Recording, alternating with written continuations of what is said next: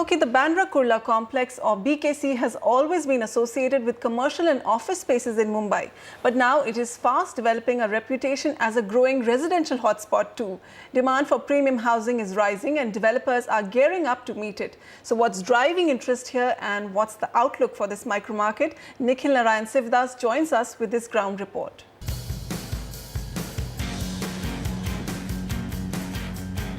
Think office spaces in Mumbai and chances are that the Bandra Kurla complex or BKC is what comes to mind.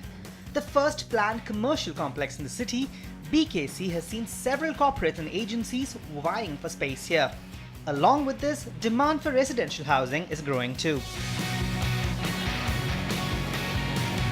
Fundamentally, if we go by a global thumb rule, you're essentially suggesting that for every square foot of commercial space, there needs to be 10 square feet of residential space that supports that commercial development.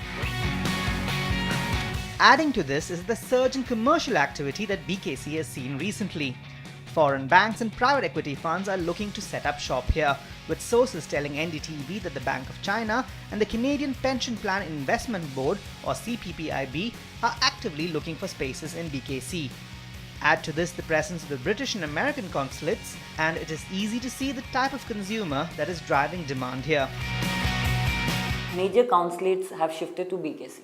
So when you have a shift of consulates coming in here, the expats look to stay very close to the area.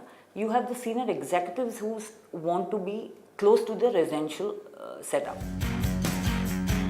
This type of consumer and the location itself means that projects here are in the premium and ultra premium category, with average prices north of 6 crore rupees. Investor interest in the BKC micro market has also been growing, given the fact that globally CBD residences give better returns than non-CBD residences of the same category. But experts are wary considering the high ticket prices of these projects. Sometimes the ticket sizes are very big and affordability becomes a bit of an issue. So if the pricing is competitive and the ticket sizes are say between 2 to even 3,000 square feet, that ticket size with the price bands of the micro market, the demand is phenomenal. Another factor that could possibly restrict future growth is the availability of land. Land in the sought-after MMRDA notified R-zone plots are limited, and so far only Sunteck Realty and Sri Naman Group have projects here, while other big-name developers like Rustomjee, Kalpataru, Happy Home have had to launch projects on the periphery in areas like Kalanagar to capitalize on demand.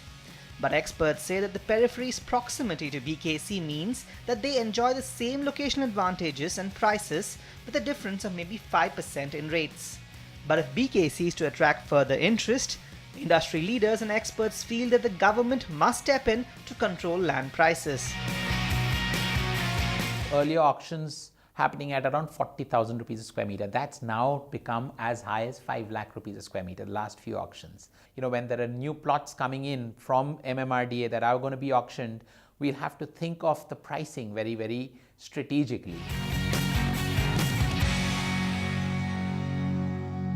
BKC is known as a commercial hotspot, but with premium residential apartments coming into the mix, BKC may soon have everything it needs to be the most prominent central business district in the city. From Mumbai, Nikhil Narayan Sivdas, NDTV.